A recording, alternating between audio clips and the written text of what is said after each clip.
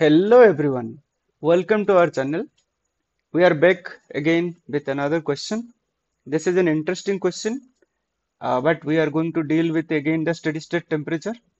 So stay intact with the lecture. Okay, you will get a lot of things to learn from this lecture today.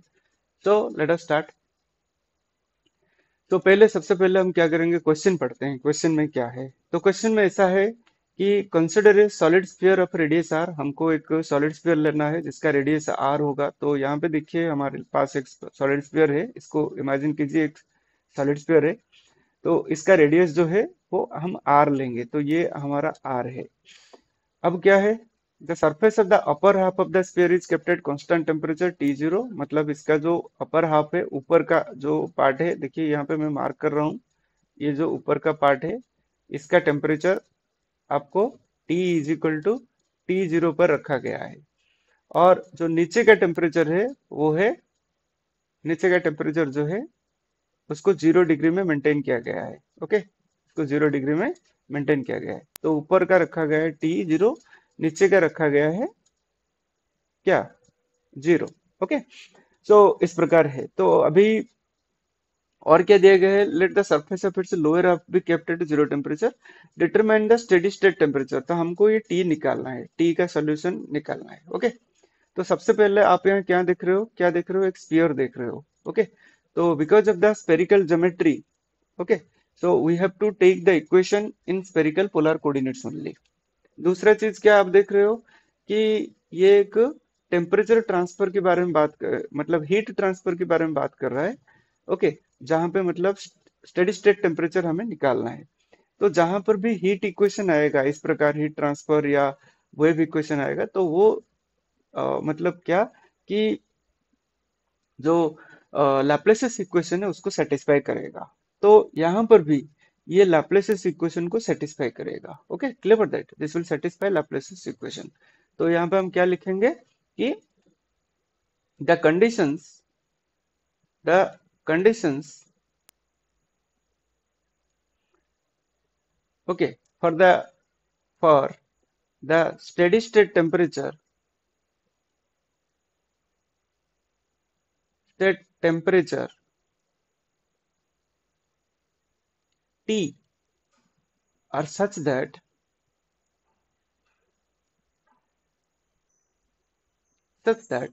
it will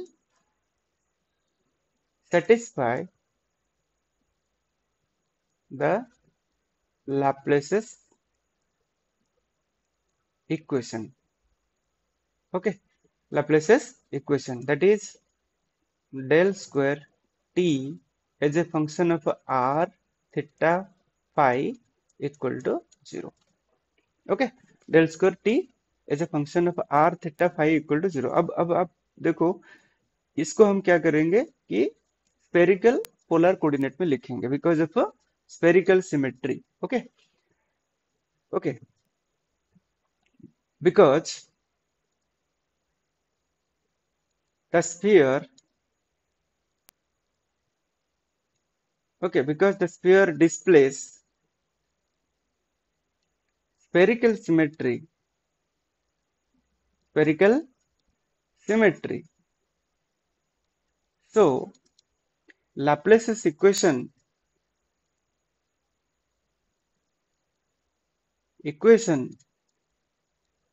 okay, in spherical polar coordinates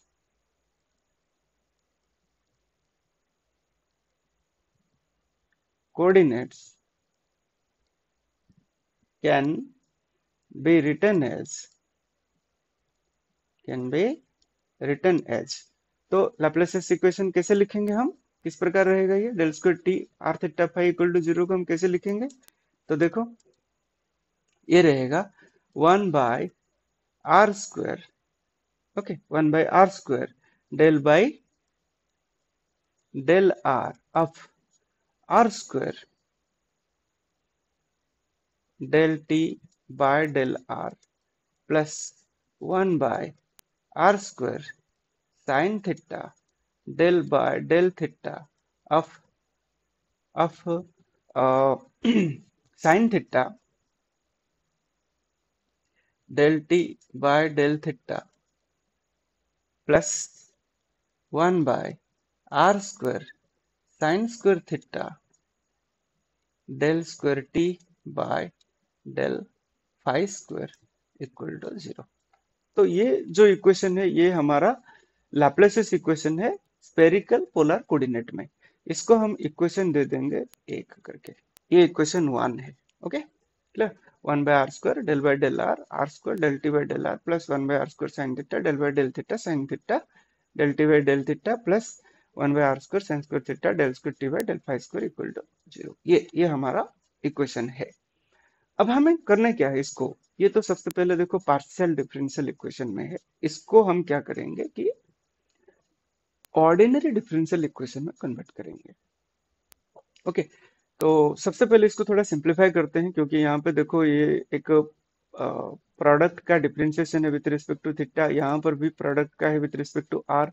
तो इसको सबसे पहले open कर देते हैं। Okay open कर देते हैं, थोड़ा सिंप्लीफाई करते हैं, देन उसके बाद हम क्या करेंगे कि इसको मेथड ऑफ सेपरेशन यूज करेंगे यहाँ पे। ओके तो सबसे पहले चलो करते हैं इसको थोड़ा सा। तो ये क्या होगा 1 by are square.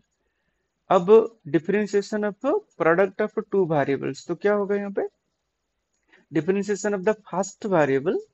Okay first function with respect to R into second function plus से first function into differentiation of the second function. तो इस प्रकार से आर स्क्वायर का डिफरेंशिएशन क्या मिलेगा हमें 2r del t by del r plus r square जैसे कि वैसे रहेगा del square T by del r square. ये हो गया आपका एक। और क्या रहेगा यहाँ पे plus 1 by are square sine theta. अब del by del theta of this one, ये क्या रहेगा पहले साइन थीटा का रहेगा cos theta del T by del theta plus sine theta del square T by del theta square plus 1 by are square sine square theta del square T by del phi square equal to 0। तो ये हमें मिल गया। हमने क्या किया कि ये जो प्रोडक्ट था उसका डिफरेंशिएट कर दिया। तो डिफरेंशिएट किया तो हमें इस प्रकार प्रोडक्ट रूल यूज करके तो इस प्रकार हमें मिला। ओके इसको भी हम एक इक्वेशन दे सकते हैं, इक्वेशन 2 दे देते हैं इसको, इक्वेशन 2। ओके अब क्या करेंगे we can use the method of separation of variable and represent t okay as a product of three functions r theta and phi, where r is a function of r, theta is a function of theta and phi is a function of phi। okay then उसके बाद उसको differentiate करेंगे और उसका value जो है equation 2 में डाल देंगे। ओके तो चलो देखते हैं, दूसरा एक कलर ले जाते हैं। ओके ताकि ये स्टेप अलग से दिखे आपको। ओके तो देखो क्लियर। तो यहाँ पे क्या करेंगे हम। Okay let us use the method of separation of variables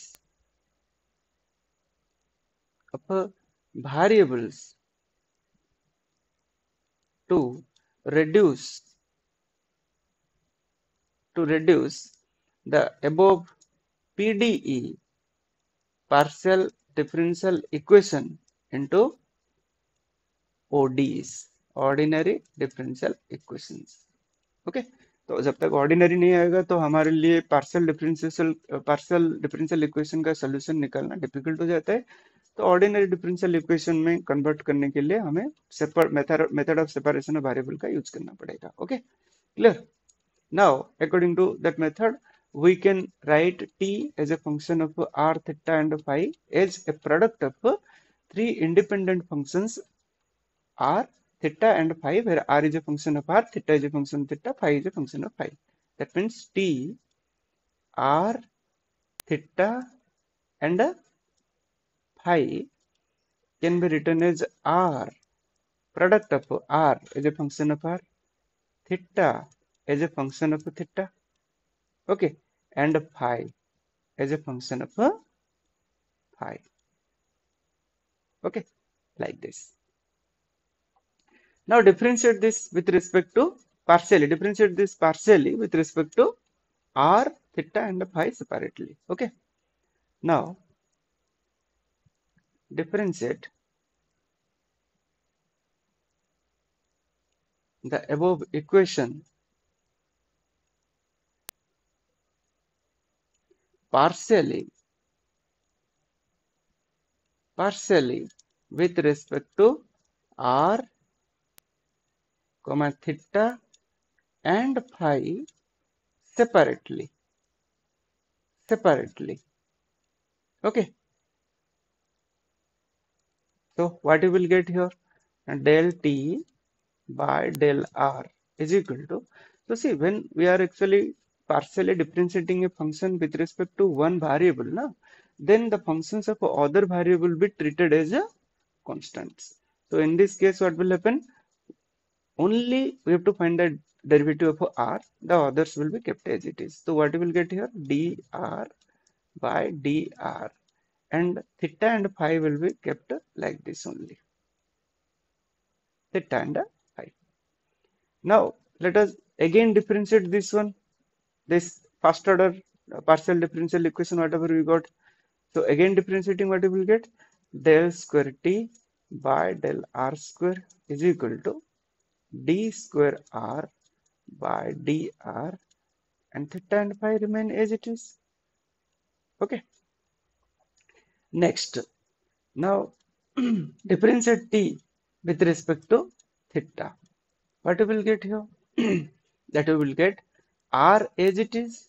Now d theta by d theta into phi as it is. Again differentiate this one. Second time, del square t by del theta square is equal to, what you will get? R as it is, d square theta by d theta square into phi. Clear? The next,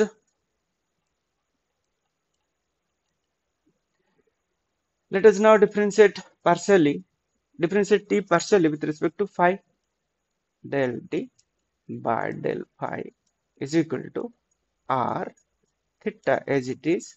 Now d phi by d phi. Okay, d phi by d phi 1. Again differentiate this one, del square t by del phi square. What you will get? R theta d square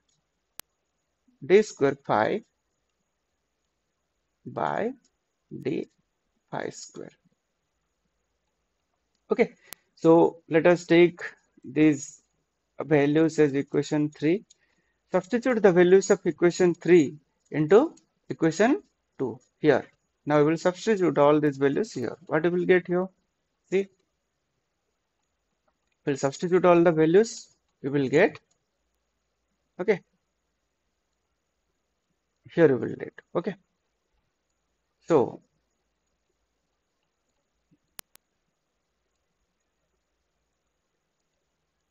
let us take a different color pen, black again. Now substitute these values. What we will get? 1 by r square, 1 by r square bracket. Now here 2r into del t by del r means what? Dr by dr, d capital R by d small r, and theta and phi, plus r square into del square t by del r square. That means you will get d square r by dr square. This one is dr square, okay? Dr square into theta and phi, okay? Plus here 1 by r square sine theta common. Now inside what we have? We have cos theta, okay? Cos theta into del t by del theta. So what you will get? Cos theta, okay, into d theta by d theta, okay, d theta r and phi. Plus then यहाँ पे sine theta जैसे है वैसे रहेगा sine theta and और क्या रहेगा यहाँ पे del square t by del theta square. So we will get sin theta d square theta by d theta square into r and phi. This is as it is. Then next 1 by r square sin square theta into del square t by del phi square. So we will get d square phi by d phi square into r and theta equal to 0. This one we will get after substituting the values into the above equation. Now look at here, okay? Then you can find a pattern here that here we are getting r square down, here also r square down, here also r square down in the denominator. Here we have sin theta, here sin square theta. So in order to eliminate this r square sin square theta from the denominator and from this term, let us multiply the whole equation by r square sin square theta. चलिए हम क्या करेंगे पूरा पूरा जो है उसको r square sine square theta में मल्टीप्लाई कर देते हैं now multiplying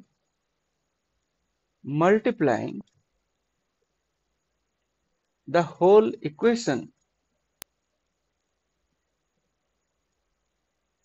by are square sine square theta we get तो हमें क्या मिलेगा देखो यहाँ पे आर स्क्वायर कैंसिल हो जाएगा तो खाली साइन स्क्वायर थीटा रहेगा तो यहाँ पे मिलेगा sign square theta into 2r dr by dr okay theta and phi plus r square d square r by dr square theta and phi plus r square cancel हो जाएगा sine square theta में से sine theta cancel एक sine theta cancel हो जाएगा एक sine theta रहेगा तो ये रहेगा sign theta into cos theta d theta by d theta r phi plus sin theta into d square theta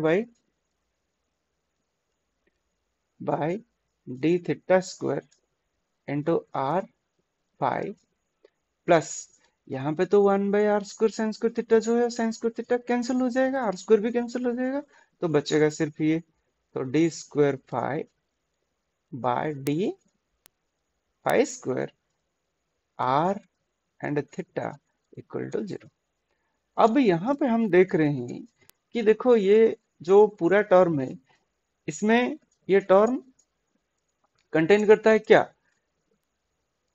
are theta phi मतलब ये फंक्शन ऑफ आर है लेकिन इसमें थीटा भी है फाई भी है ये function of theta and phi का भी है तो इसको एलिमिनेट करने के लिए हम क्या करेंगे पूरे के पूरे इक्वेशन को आर थीटा फाई में डिवाइड कर देंगे तो ये यहाँ से थीटा फाई एलिमिनेट हो जाएगा खाली आर ही रहेगा यहाँ पे भी आर फाई एलिमिनेट हो जाएगा खाली थीटा हो जाएगा तो मतलब हमें क्या मिलेगा हमें मिलेगा terms containing functions of same variable तो उसको obtain करने के लिए उसको पाने के लिए हम पूरे के पूरे इक्वेशन को r theta phi capital R capital theta capital phi में डिवाइड करेंगे okay so dividing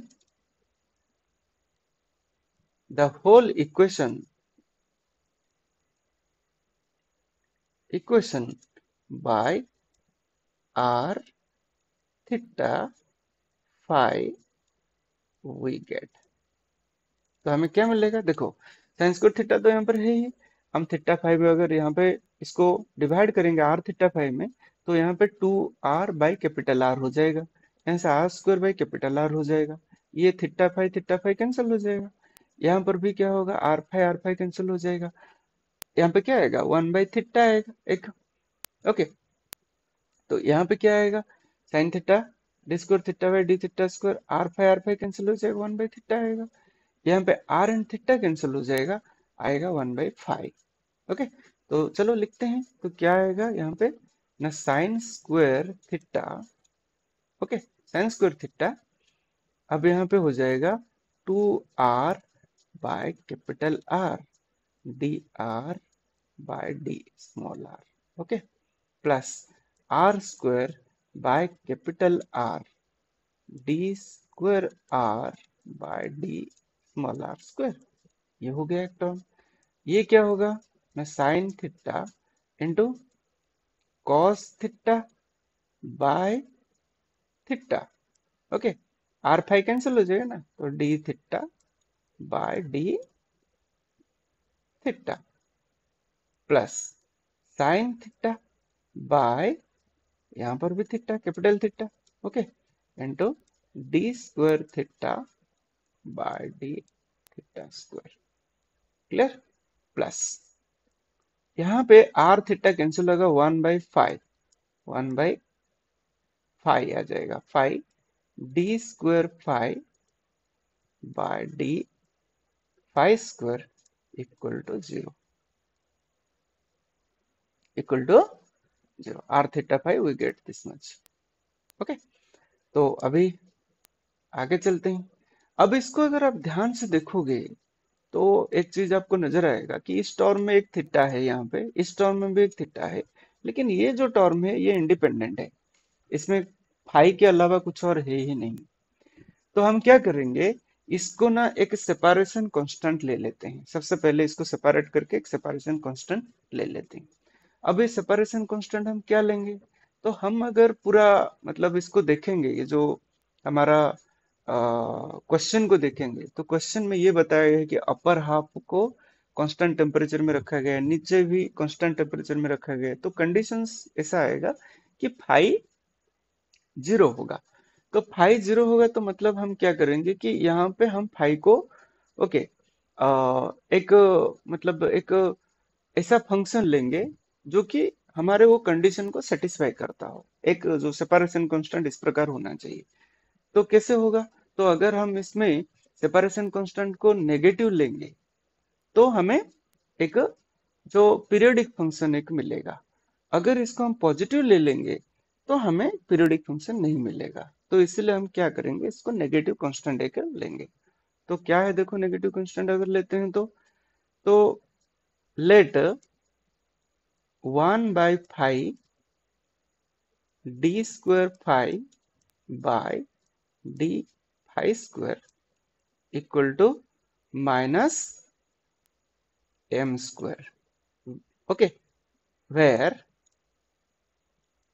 m square is the separation constant। ये जो है ना, ये सेपरेशन कांस्टेंट है, ओके, सेपरेशन कांस्टेंट है। तो इस सेपरेशन कांस्टेंट को हमने यहाँ पे नेगेटिव लिया है, ओके, फॉर आवर कन्वीनियंस। तो हमें क्या मिलेगा, that implies d square 5 by d 5 square plus m square 5 equal to 0। हमें एक इक्वेशन मिल गया, m स्क्वायर 5 इक्वल टू 0। अब ये एक क्या मिल रहा है हमें, देखो, एक second order differential equation, ordinary differential equation मिल रहा है, ओके, विथ कांस्टेंट कोफिशिएंट्स। तो मतलब इसका जो सोल्यूशन होगा किस प्रकार होगा, okay. So let us assume the solution of this, and this is equation number 1, this is first ordinary differential equation. Now the solution, okay, let us assume the solution of equation 1, equation this one not 1, I'm sorry, okay। तो क्या हमारा पहले वाला equation क्या था, देखो पहले वाला इक्वेशन क्या था, यहाँ 3 तक हम गए थे equation, okay.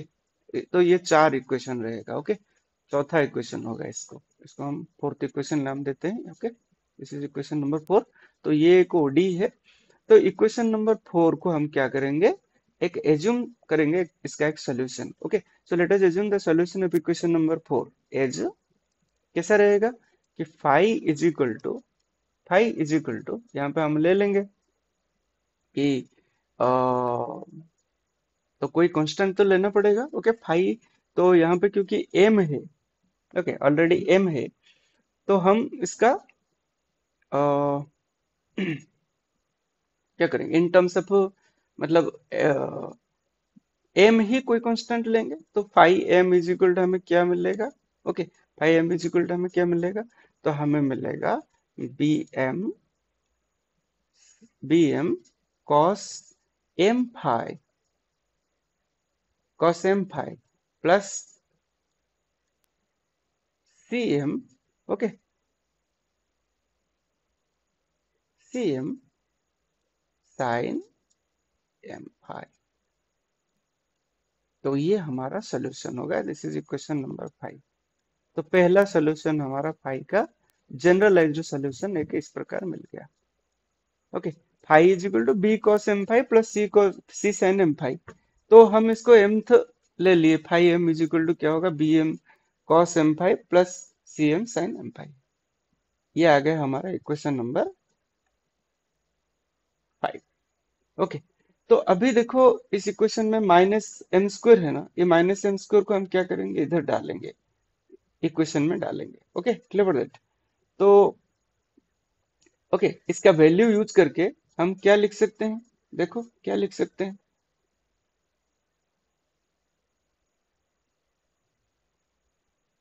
Okay, now using the value of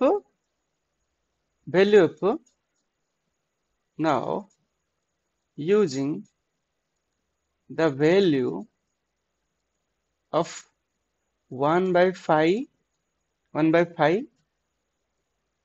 okay, d square phi by d phi square equal to minus m square we get।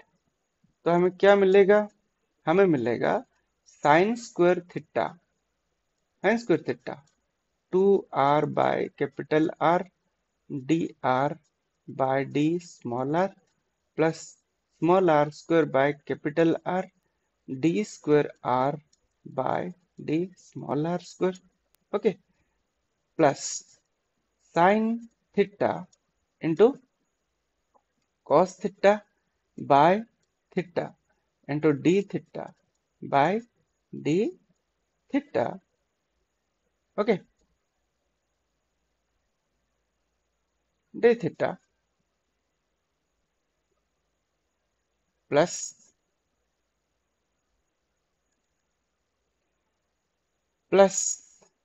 sin theta by theta, okay, sin theta by theta. अब यहाँ पे क्या होगा, d square theta by D theta square bracket close minus m square equal to 0। अब यहाँ पे आ गया आपका minus m square, what about it. अब देखो यहाँ पे अगर आप ध्यान से देखोगे तो यहाँ पे साइन स्क्वायर थीटा है, यहाँ पे साइन थीटा है। तो हम ये जो साइन स्क्वायर थीटा को इस टर्म में अगर लाना चाहेंगे, यहाँ पे लाना चाहेंगे, तो हम पूरे इक्वेशन को क्या करेंगे, साइन स्क्वायर थीटा में डिवाइड कर देंगे पूरे इक्वेशन को। ओके, तो देखो क्या आता है, क्या आता है, let us divide the whole equation by sine square theta to get.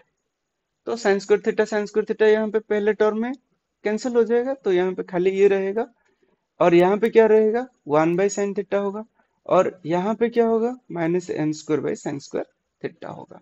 तो क्या मिलेगा हमें, देखो ये बन जाएगा आपका 1 बाई आर कॉमन ले लो, ओके, और क्या बनेगा, तो 1 by r into sine square theta तो पहले कैंसिल हो गया, तो बाहर कुछ भी नहीं है, 1 बाई आर हम ले लिए, बच्चा r square d square r by d r square plus 2r dr by dr, this much, okay, plus यहाँ पे 1 बाई साइन थीटा बच जाएगा, तो 1 by sine theta whole into cos theta by theta D theta by D theta plus sine theta by theta d square theta by D theta square minus m square by, यहाँ पे हो जाएगा sine square theta equal to 0।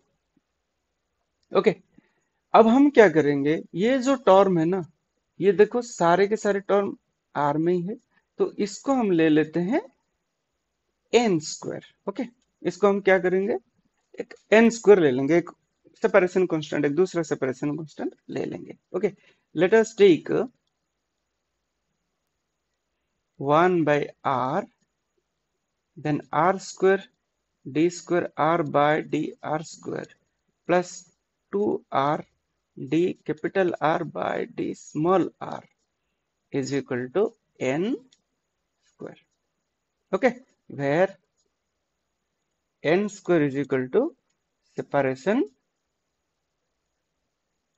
constant. Okay, तो क्या मिलता है हमें, देखो इसमें क्या मिला, that implies r square d square r by d r square plus 2r dr by dr is equal to n square r. That implies r square d square r by dr square plus 2r dr by dr minus n square r equal to 0।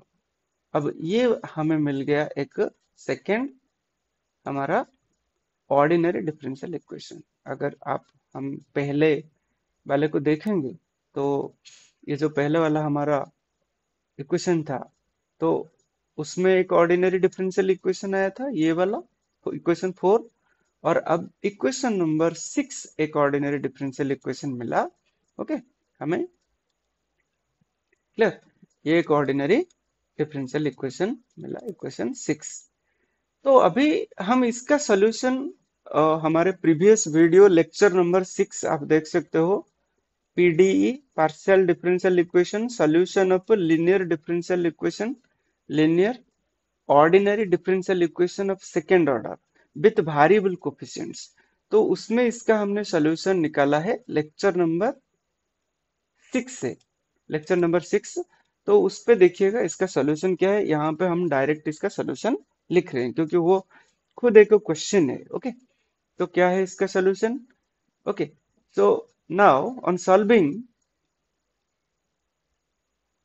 on solving we get, okay, so this is a power series solution we will get। okay, so हमें क्या मिलेगा वहां पे, अगर इसका solution हम निकालते हैं तो हमें मिलेगा, okay, r function of r is equal to क्या मिलेगा, ओके, यहाँ पे देखो अगर हम देखेंगे तो ओके, इस इक्वेशन का सॉल्यूशन हमें मिलेगा dl r to the power l plus fl r to the power minus l minus 1।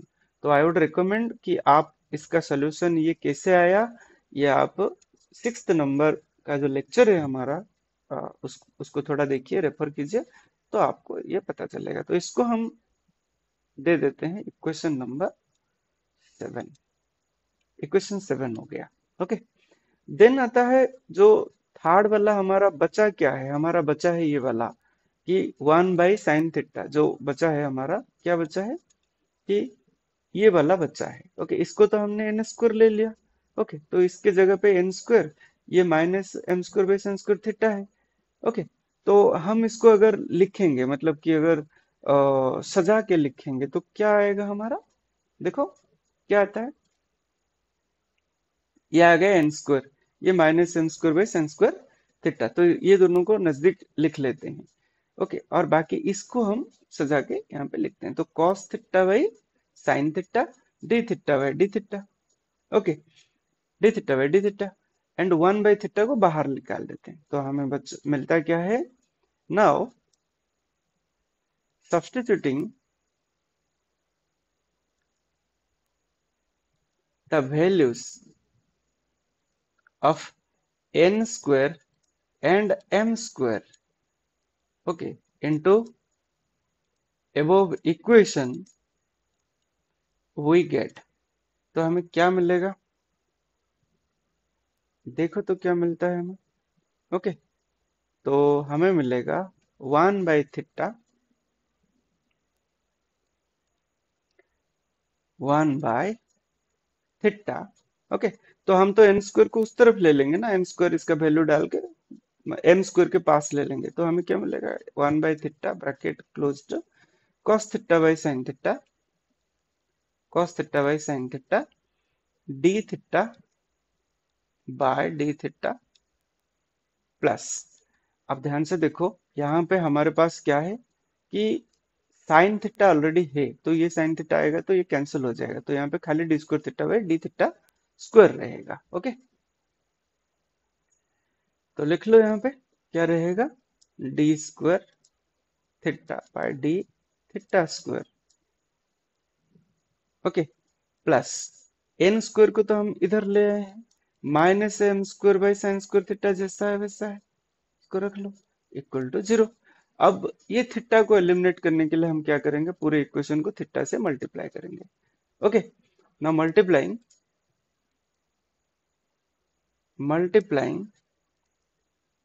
The whole equation by theta we gate.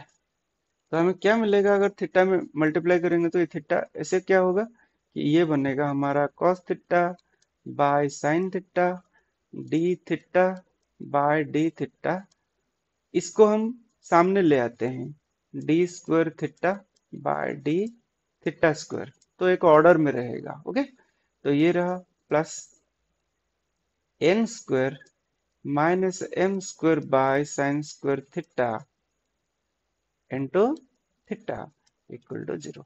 यहाँ पे थीटा थीटा कैंसिल हो गया, ये दोनों टर्म इंडिपेंडेंट हो गए और इसमें थीटा एक मल्टीप्लाई हो गया इक्वल टू 0। ये हमें एक 0 मिला। ओके, तो ये इक्वेशन नंबर 8 है, ये एक दूसरा एक ऑर्डिनरी डिफरेंशियल इक्वेशन है, और ये है एक Legendre associate Legendre polynomial. Okay, associate Legendre differential equation, associate Legendre differential equation, differential equation. तो इसका सॉल्यूशन क्या होगा, इसका सॉल्यूशन होगा P L M of cos theta, p of cos theta l to m। Okay, where l actually 0 to l and m l to infinite। Okay, इसका जो value आता है, तो अब हम क्या करेंगे यहाँ पे, तो जो m है ना उसको हमें 0 लेना पड़ेगा। क्यों 0 लेना पड़ेगा, क्योंकि जो अपर हाफ है एंड जो लोअर हाफ है टेम्परेचर है वो कांस्टेंट है, तो कांस्टेंट होने के चलते ये क्या है, इंडिपेंडेंट ऑफ फाई है, independent of phi, x is equal to cos phi अगर हम लेते हैं तो ये इंडिपेंडेंट ऑफ फाई है। क्योंकि ये इंडिपेंडेंट ऑफ फाई है तो m को हमें 0 लेना पड़ेगा, m को 0 लेना पड़ेगा। Okay, so here we have to write that। okay, clear for that। so because अच्छा, यहाँ पे ये कहाँ से मिला हमें, तो मैं यहाँ पे बता देता हूँ कि इसका जो सॉल्यूशन है वो हमारे सिलेबस में नहीं है। ओके, और ये बहुत लेंदी भी हो जाएगा, अगर यहाँ पे सॉल्यूशन इसका निकालते हैं तो बहुत लेंदी हो जाएगा, एग्जाम में भी आप डायरेक्ट इसको लिख सकते हो। ओके, इसका सॉल्यूशन यही बोल के आप एग्जाम में लिख सकते हो। ओके, तो अब आगे चलते हैं। सो बिकॉज द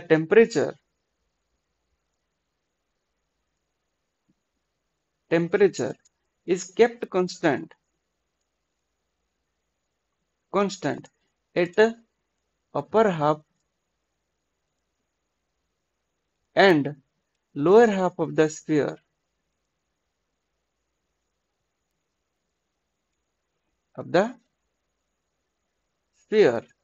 so हम क्या कहेंगे, अपर हाफ लोअर हाफ तो कांस्टेंट रखा गया है, so ओके, तो फाई मस्ट बी 0। मतलब हम यहाँ पे फाई का जो रोल है यहाँ पे 0 करेंगे, तो फाई का अगर 0 होगा तो क्या होगा, तो इसका मतलब है कि m, okay, so that implies what, m must be 0। m को हमें 0 करना पड़ेगा, m तो एक इंटीजर है ना, ये माइनस से लेके प्लस इनफाइनाइट तक है, तो इसको हम 0 लेंगे। इसको अगर 0 लेंगे तो solution of this associate Legender differential equation क्या रहेगा, Okay, therefore the solution of the associate Legendre differential equation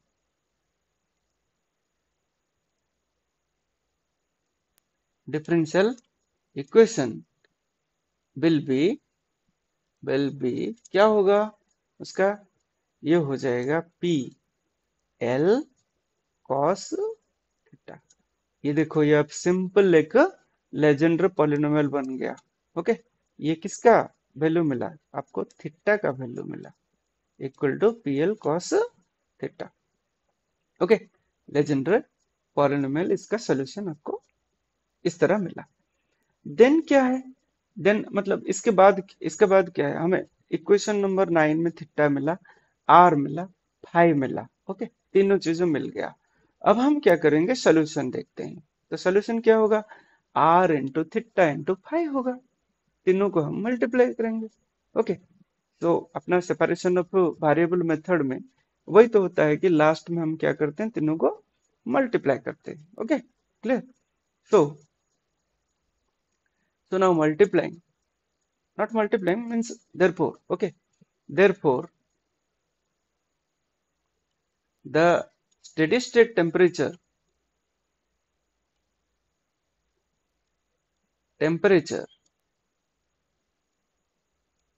can be expressed as कैसे होगा कि T R theta phi is equal to R as a function of R into theta as a function of theta and phi as a function of phi। तो ये क्या है, R का value तो हमें मिला है, क्या मिला है, R का वैल्यू मिला है D L R to the power L plus F L R to the power minus L minus 1। Okay, ये मिला है। अब थीटा का वैल्यू क्या मिला है, थीटा का मिला है पी एल कॉस थीटा। अब हमें इसका क्या वैल्यू मिला है, मतलब किसका, जो फाई का क्या वैल्यू मिला है, तो फाई का वैल्यू मिला है हमें एम, मतलब c m. Okay, c m cos phi m phi plus this is b m, sorry b m cos m phi plus c m sine m phi. इस प्रकार हमें इक्वेशन मिला है। Okay, what about it, t r theta phi is equal to r r theta theta phi phi. इस प्रकार हमें equation एक मिला है। ओके, तो अगर हम यहाँ पे ध्यान से देखेंगे, अगर फाई को हम जीरो लेंगे, मतलब क्योंकि हमारा कंडीशन कुछ इस प्रकार मतलब दिया गया है, जहाँ पे मतलब upper half and lower half को कांस्टेंट टेम्परेचर में हम मेंटेन करके रखे हैं। ओके, तो हम क्या करेंगे, इसको हम थोड़ा सिंप्लीफाई करते हैं। ओके, क्लियर दैट, सिंप्लीफाई करेंगे तो क्या मिलेगा हमें, देखो ये हो जाएगा हमारा, जो यहाँ पे हमारा जो है b m cos m phi plus c m sine m phi है, तो इसको हम क्या करेंगे, खाली बी एम ले लेंगे। ओके ओके, तो मतलब कि यहाँ पे हमें क्या करना पड़ेगा, क्योंकि ये इंडिपेंडेंट ऑफ फाइव है, तो फाइव वाला टर्म को हमें यहाँ से हटाना होगा, मतलब यहाँ से हम कंसिडर नहीं कर सकते। तो एक्चुअली हमें क्या मिलेगा, ओके तो यहाँ पे हम लिखेंगे क्या, because okay because the upper half and lower half of the sphere are kept at constant temperature, constant temperature। तो हम क्या करेंगे, okay so the temperature must be t must be independent of phi, independent of phi. तो क्योंकि ये independent of phi है, तो मतलब क्या होगा, therefore above equation can be reduced to into क्या मिलेगा कि t सिर्फ r एंड थीटा का फंक्शन रहेगा, इज इक्वल टू ये रहेगा एंड ये रहेगा। Okay, dl r to the power l plus fl r to the power minus l minus 1, okay, then pl cos theta, cos theta, इतना ही रहेगा। तो यहाँ पे एक और चीज भी आपको नोटिस करना पड़ेगा कि यहाँ पे देखो r to the power l है तो ये इंक्रीजिंग फंक्शन है, या r to the power minus l minus 1 है तो ये डिक्रीजिंग फंक्शन है। तो मतलब क्या है कि as r approaches to zero, अगर r जीरो की तरफ आएगा मतलब हमें क्या करना है, given that we have to find the steady state temperature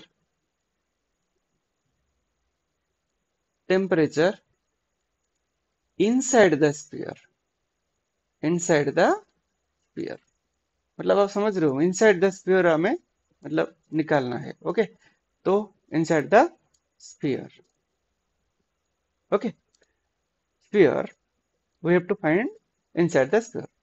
That means this implies,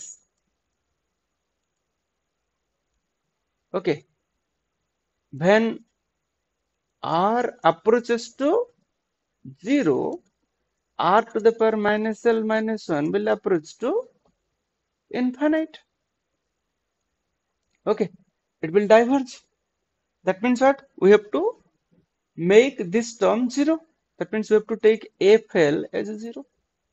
Clear? So what you will get finally? That implies in order to get a trivial solution, what you have to do? We have to neglect this term. Okay, that implies we have to make the second term fl r to the power minus l minus 1, okay, equal to 0। तो हमें इसको 0 लेना पड़ेगा। इसको अगर 0 लेंगे तो हमें इक्वेशन क्या मिलेगा, that implies t r theta is equal to dl pl। अब l का वैल्यू क्या है, 0 टू इनफाइनाइट है, तो इस वैल्यू को हम यहाँ पे लिख लेंगे। ओके, तो समेशन ऑफ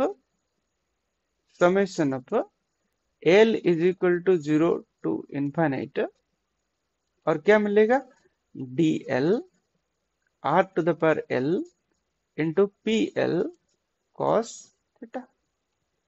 ओके, तो यहाँ पे dl, यहाँ पे pl cos theta. Okay, clear that. तो हमें इस प्रकार का एक इक्वेशन मिलेगा। अब क्या करना है, ओके, तो ये आ गया हमें। अब क्या करना है, इसका वैल्यू निकालना है, ये जो dl है इसका वैल्यू निकालना है। इसका वैल्यू निकालने के लिए हमें क्या करना पड़ेगा कि बाउंड्री कंडीशन को जाना पड़ेगा। ओके, तो हमारा बाउंड्री कंडीशन क्या है, देखो हमारा बाउंड्री कंडीशन क्या लिखा गया। तो हमारा बाउंड्री कंडीशन कुछ इस तरह है कि जो अपर हाफ है टेम्परेचर T0 है, तो ये एक सोचो स्फीयर है। ओके, ये स्फीयर है, तो इस स्फीयर में ओके क्या करता है, क्या होता है कि इसको अगर हम r थीटा फाइव में रिप्रेजेंट करेंगे तो सोचो ये है z एक्सिस, ये है y एक्सिस एंड ये है हमारा सोचो x axis. Okay, clear that. अब हम क्या करते हैं, सोचो ये एक पॉइंट है, ये स्फीयर है। ओके, इसके ऊपर यहाँ पे एक पॉइंट है, तो इस पॉइंट, ये पॉइंट कहाँ पे है, एक सर्कल पे ऊपर है, ऐसे सर्कल के ऊपर है। ओके, ये पॉइंट क्लियर, यहाँ पे इसका जो इक्वेटर लाइन यहाँ पे है। ओके, इस प्रकार, तो इस पॉइंट को अगर यहाँ पे हम जोड़ेंगे, ओके, तो हमें यहाँ पे r मिलेगा, और ये जो एंगल z के साथ करता है ना, इसको हम कहेंगे थीटा। तो ये जो थीटा है, थीटा का वैल्यू कहाँ से यहां तक ही वारी कर सकता है, यहां से यहां तक। तो मतलब थीटा का वैल्यू जो है वो zero to pi by two में भारी करेगा। ओके, थीटा का वैल्यू 0 to π/2 में भारी करेगा। क्लियर? जब टेम्परेचर T0 होगा, टेम्परेचर अगर सोचो 0 होगा तो मतलब क्या है, इसके आगे भी जाएगा। मतलब ये π/2 से थीटा इज इक्वल टू π/2 से आगे जाएगा कहां तक, यहां तक आएगा। ओके, तो π/2 से ये पाई तक आएगा। जब π/2 से पाई तक आएगा तो ये यहाँ होगा। ओके, 0 होगा। तो इस कंडीशन, ये जो दो कंडीशन हमें मिला है, दिया गया है, ओके दिया गया है, तो इस हिसाब से हम कैसे डिफाइन करेंगे कि t r, okay, r theta को हम क्या करेंगे, ऐसे लिखेंगे आर थीटा, मतलब जहां पे R is equal to R होगा, R is equal to R होगा, मतलब हमने ये पॉइंट लिए हैं सर्कल के, स्फीयर के ऊपर। तो इज इक्वल टू क्या है कि इज इक्वल टू दो वैल्यू है, एक T0 है, okay, when theta is between 0 and π/2। जब थीटा 0 to π/2 के अंदर होगा, cos थीटा का वैल्यू क्या होगा, cos थीटा का वैल्यू 0 से 1 तक होगा, 0 से 1 तक होगा। ओके, या फिर ये 0 होगा व्हेन थीटा π/2 से पाई तक जाएगा। और हम इसको क्या कहेंगे, cos थीटा क्या होगा, जब पाई होगा -1, जब π/2 होगा तो प्लस 0 होता है, तो इसका वैल्यू होगा -1 to 0 के बीच में, जब मतलब ये 0 होता है। तो ये बाउंड्री कंडीशन हम क्या करेंगे, इसमें यूज करेंगे, तभी हमें मिलेगा इसका वैल्यू। ओके, तो मान के चलो हम लेते हैं कि cos थीटा का वैल्यू जो है वो 0 to 1 के बीच में है। ओके, cos थीटा का वैल्यू 0 to 1 मतलब 0 to π/2 के लिए है। ओके, तो हमें क्या मिलेगा यहाँ पे, ओके, सोच के देखो यहाँ पे क्या मिलता है। ओके, तो इसका वैल्यू क्या रहेगा, दैट इम्प्लाइज हमें क्या मिलेगा कि ये जो वैल्यू है summation of L is equal to 0 to infinite dl r to the power l pl cos theta, okay, pl r to the power l dl, okay, cos theta ये जो है, okay, 0 to infinite, this is equal to T0, देखो T0 रहेगा। Okay, चलो हम cos theta में इसको multiply कर देते हैं, cos थीटा जब 0 होगा, ओके, cos थीटा जब 0 to 1 में रहेगा तो इसके वैल्यू ये मल्टीप्लाई करके होगा।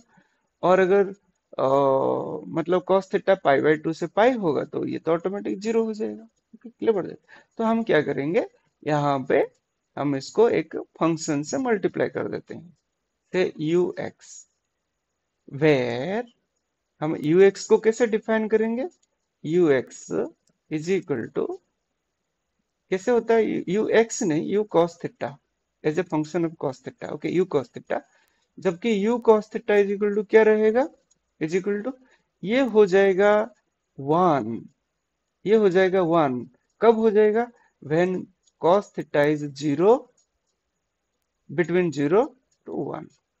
ओके, cos थीटा का वैल्यू बिटवीन 0 to 1, या थीटा का वैल्यू जब 0 to π/2 होगा, या नहीं तो ये 0 हो जाएगा जब cos थीटा का वैल्यू -1 to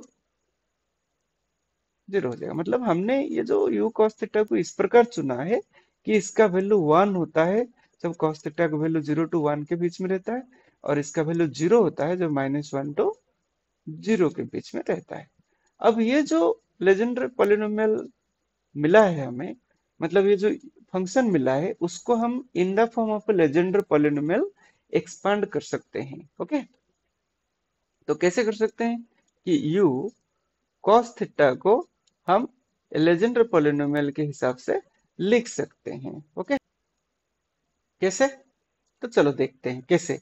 तो ये जो है u cos थीटा है, इसको हम लेजेंडर पॉलिनोमियल का एक्सपेंशन कर सकते हैं, एक सीरीज के तहत लिख सकते हैं। कैसे ना, summation of l is equal to 0 to infinite al a L P L cos theta, p L cos theta, इसको हम ऐसे लिख सकते हैं। ओके, एक लेजेंडर पॉलिनोमियल का एक एक्सपेंशन के हिसाब से ऐसे लिख सकते हैं। अब इसको हम क्या करेंगे, यहाँ पे रिप्लेस करेंगे। तो रिप्लेस करने पर हमें क्या मिलता है, that is summation of L is equal to 0 to infinite d L r to the power l P L cos theta. Okay, cos theta is equal to क्या मिला, summation of L is equal to 0 to infinite t zero A L P L cos theta. तो ये हमें finally मिल गया। अब इसको देखो थोड़ा सा, तो ये हमें मिला, तो आगे चलते हैं। तो फाइनली अगर हम इसको कंपेयर करेंगे, दोनों साइड को कंपेयर करेंगे, तो हमें क्या मिलता है, दैट इम्प्लाइज हमें मिलता है D L R R to the power L. तो R to the power L, जब R is equal to R होगा तो ये capital R to the power L हो जाएगा। ओके, तो हमने R is equal to R तो रिप्लेस कर लिया है, लेकिन इसको अभी तक ऐसे ही रखा है। ओके, तो इसको हम कैपिटल आर ले लेंगे, नेक्स्ट स्टेप लेंगे। तो ओके, थोड़ा अभी तक आर ही रहने दो। Okay, so is equal to क्या है कि T zero A L, T zero A L. Okay, that implies क्या होता है यहाँ पे, D L is equal to T zero A L by R to the power L. Okay, that implies D L at R is equal to R. तो क्या रहेगा कि हमें मिलेगा T zero by R to the power L into A L, into A L. Okay, ये capital A L. तो हमें T zero का मतलब इसमें डी एल का वैल्यू मिल गया, D L is equal to T zero by R to the power L A L. Okay, ये ए एल है। ओके, तो फिर से लिख लेता हूँ यहाँ पे T zero by R to the power L A L है।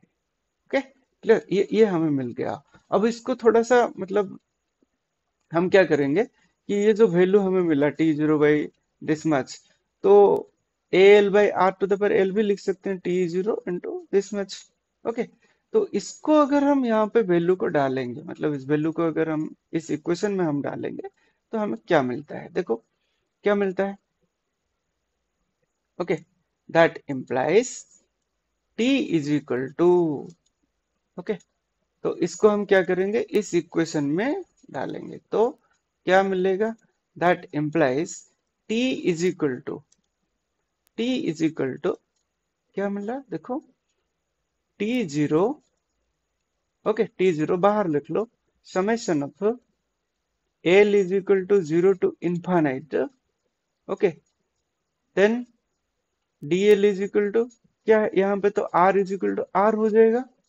ओके, तो यहाँ पे आर एल नीचे है आर एल। ओके, एंड यहाँ पे है ए एल, तो हम कहेंगे समेशन ऑफ टी जीरो बाहर। Okay,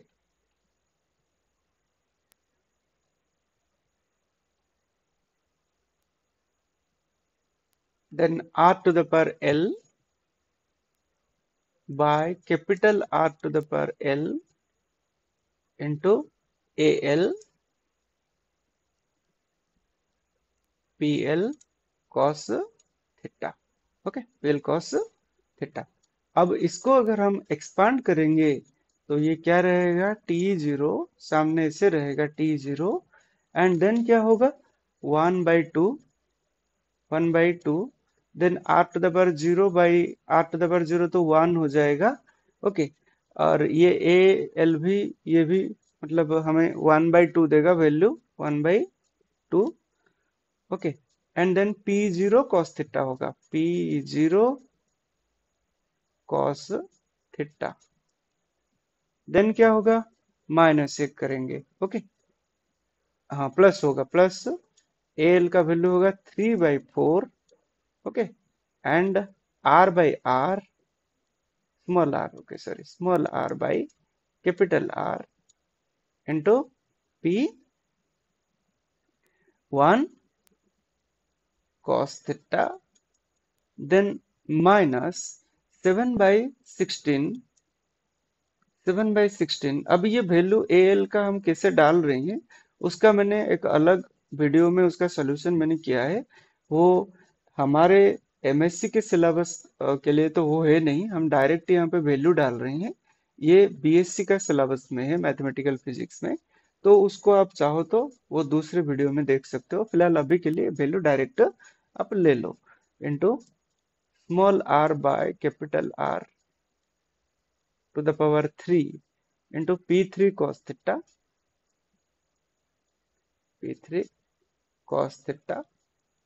Okay, then plus 11 by 32, 11 by 32, then small r by capital R to the power 5, P5 cos theta, सारे ऑड नंबर ही लिया जाएगा, P5 cos theta odd terms ही लिया जाएगा, then minus, okay, plus dot dot dot dot dot ऐसे पूरा infinite तक ही रहेगा। तो ये है हमारा एक्चुअल सॉल्यूशन। तो आई होप कि आपको ये क्वेश्चन का आंसर समझ में आया होगा। यहाँ पे बहुत सारे ऐसे चीजें हैं, दो दो बार ऐसा हुआ है जहाँ पे हमने पिछले जो पढ़े हुए हैं लास्ट क्लासेस में, लास्ट हमारे एकेडमिक क्लासेस में, तो उसको यूज किया है। एंड एक जगह जो हमने सोल्यूशन लिया है थर्ड ऑर्डिनरी डिफरेंशियल इक्वेशन का, तो हमने वहां पे डायरेक्ट सोल्यूशन लिखा है। ओके, वो भी क्योंकि हमारे सिलेबस में नहीं है तो उसको सॉल्व नहीं कर सकते, अदरवाइज ये और भी बड़ा होता। ओके, तो ये हमारा फाइनल सोल्यूशन है। ओके, ठीक है। तो चलो वेट कीजिए नेक्स्ट वीडियो तक। अभी फिलहाल के लिए तो मुझे मतलब अगर आपको समझ में आया है तो ठीक है, नहीं आया है तो भी आप मैसेज कीजिए कौन सा स्टेप नंबर, ये जो इक्वेशन नंबर दे के मैसेज कीजिए, मैं आपको एक और छोटा वीडियो बना के उसको समझा के दूंगा। Okay, clear about that? Okay, thank you.